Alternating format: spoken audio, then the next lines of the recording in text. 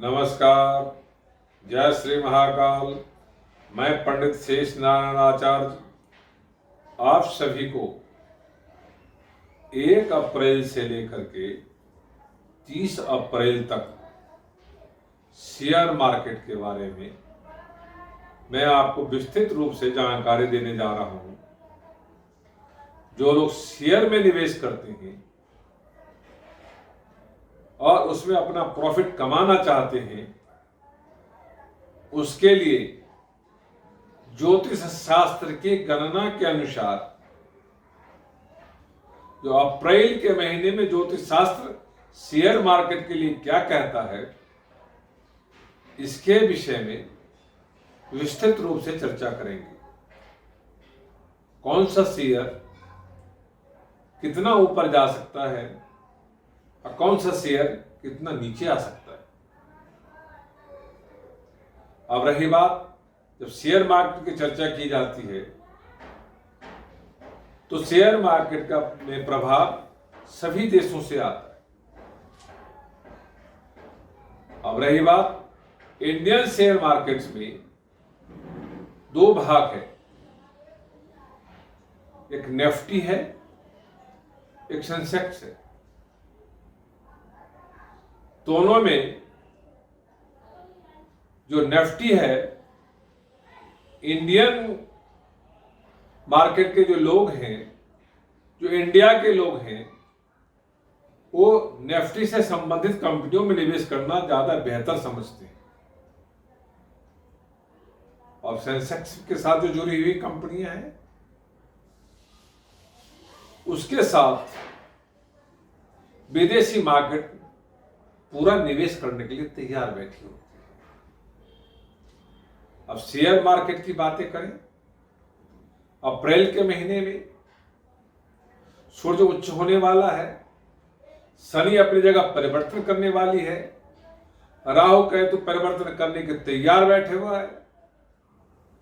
ऐसे स्थिति में जो शेयर मार्केट है, शेयर मार्केट से यदि अमेरिकन मार्केट यानी यूएसए की मार्केट में यदि कोई प्रभाव रहता है तो इंडिया मार्केट में भी प्रभाव जाता है 20% तक। यदि यूरोप मार्केट में कुछ अच्छा या बुरा प्रभाव रहता है, तब भी इंडियन शेयर मार्केट्स में 40 से 60% प्रभाव जाती है। यदि एशिया के महादेश में किसी मार्केट्स में उतार चढ़ाव आता है तो इंडियन मार्केट में 60% प्रभाव पड़ता है। जैसे अफ्रीका जैसे देश में मार्केट में कोई प्रभाव पड़ता है तो 5% असर करता है इंडियन मार्केट्स पे। जो गल्फ कंट्री जो देश हैं, मुस्लिम देश हैं, वहां के मार्केट में जो कुछ प्रभाव करता है तो वो भी 7% प्रभाव पड़ता है इंडियन मार्केट पे। अब आप आइए तो वर्तमान स्थिति में यूरोप की मार्केट बहुत अच्छी नहीं है, क्योंकि यूरोप में रशिया के साथ युद्ध छिड़ा हुआ है, तो यूरोप मार्केट उतार चढ़ाव की स्थिति में चलती है। अब पूरे विश्व के मार्केट में उसके 60 से 70% प्रभाव बना हुआ है, तो इंडियन मार्केट भी अछूता नहीं है। तो जो लोग शेयर में काम करते हैं, उनके लिए अप्रैल के महीने कुछ अच्छा देखने को मिले, मगर शुरुआत के 15 दिन बहुत अच्छा नहीं है। उससे अगले 15 दिन कुछ अच्छा देखने को मिल सकता है, क्योंकि रशिया यूक्रेन की जो युद्ध है, ज्योतिष शास्त्र के हिसाब से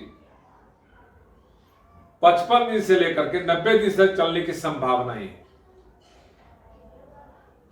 ऐसे स्थिति में जो शेयर मार्केट में निवेश करने वाले लोग हैं, उनको बड़े सावधानी से काम करना चाहिए। अब आप आइए, निफ्टी की जो कंपनी है, उसके पूरे महीने में कितना उतार चढ़ाव रहेगा। तो ज्योतिष शास्त्र मानता है जो निफ्टी कंपनी जो है नीचे के स्थिति में 16,350 रह सकता है और ऊपर के स्थिति में 18,350 तक जा सकता है या 750 तक भी आगे बढ़ सकता है।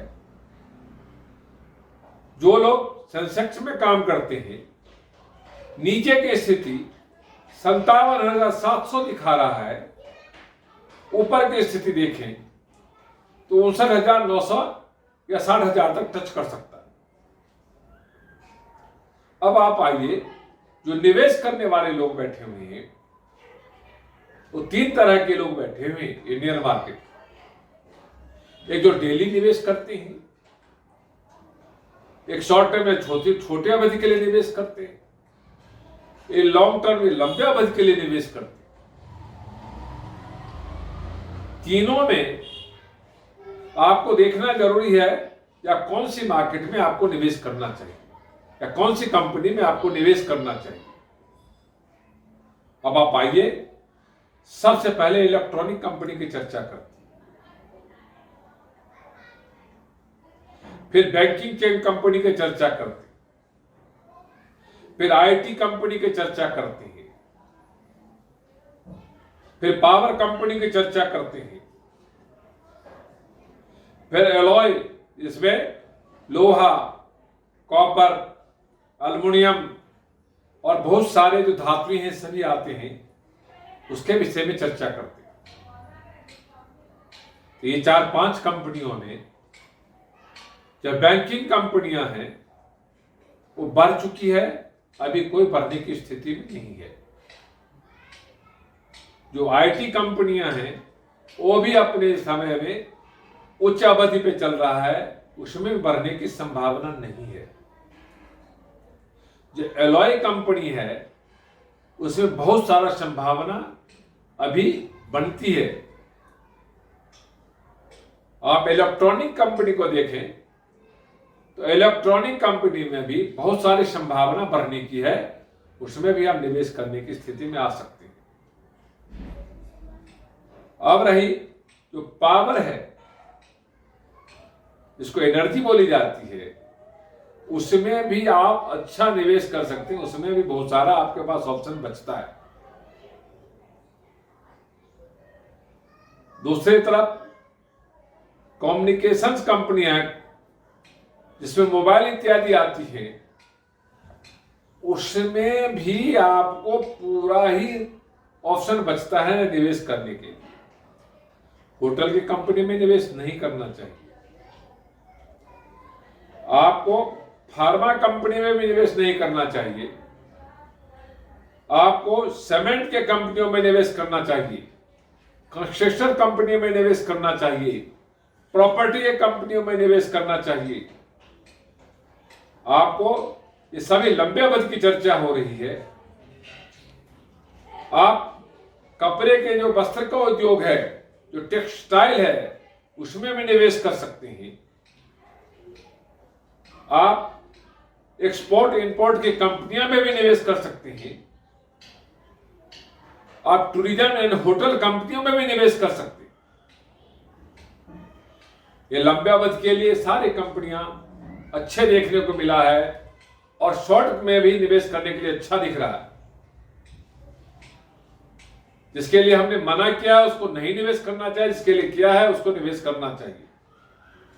जो लोग डेली निवेश करते हैं, जो डेली काम करते हैं और शॉर्ट टर्म के लिए भी जो काम करते हैं, उनको बैंकिंग से बचना चाहिए, उनको आईटी से कंपनी से बचना चाहिए, उनको पावर और एनर्जी में निवेश करना चाहिए, उनको एलॉय कंपनी से बचना चाहिए, उनको इलेक्ट्रॉनिक में निवेश करना चाहिए, उनको टूरिज्म में भी निवेश करना चाहिए, उनको प्रॉपर्टी कंपनी से बचना चाहिए, उनको कंस्ट्रक्शन कंपनी में बचना चाहिए, एक्सपोर्ट इंपोर्ट में निवेश करना चाहिए, कपड़ा टेक्सटाइल्स में नहीं जाना चाहिए, पेट्रोकेमिकल के कंपनी में निवेश करना चाहिए, फूड्स कंपनी में भी निवेश करना चाहिए, सीमेंट के कंपनी से बचना चाहिए, फार्मा कंपनी से भी बचना चाहिए।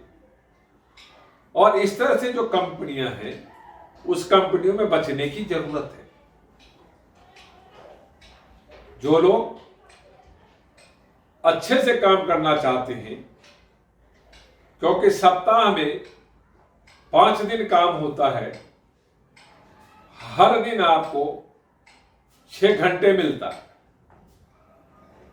तो हर दिन आपको सप्ताह में 30 घंटे मिलता है,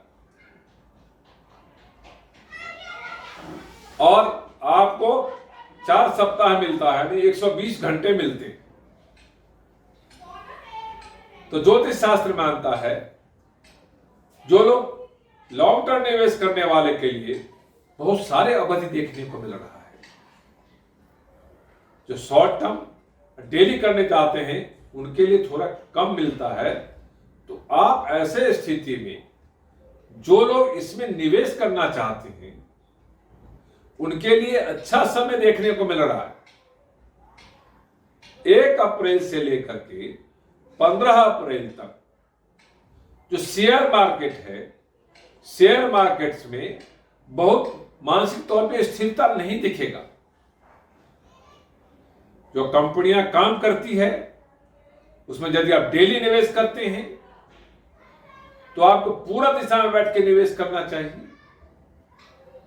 आपको पीला कपड़ा डाल के निवेश करना चाहिए। आप अपने हर पॉकेट में हल्दी रख के निवेश करना चाहिए। सुबह 9 से 11 के बीच में खरीदारी करना चाहिए। 12 से 2 के बीच में बेच के निकल जाना चाहिए। जो लॉन्ग टर्म के लिए या शॉर्ट टर्म के लिए निवेश करते हैं उनको संध्या काल में खरीदनी चाहिए। 15 दिन, 6 महीने, 9 महीने में सुबह के समय इसको बेच के बाहर निकल जाना चाहिए। तो आपका निर्णय सटीक होगा, जिसमें आपको लाभ दिखाई देगा।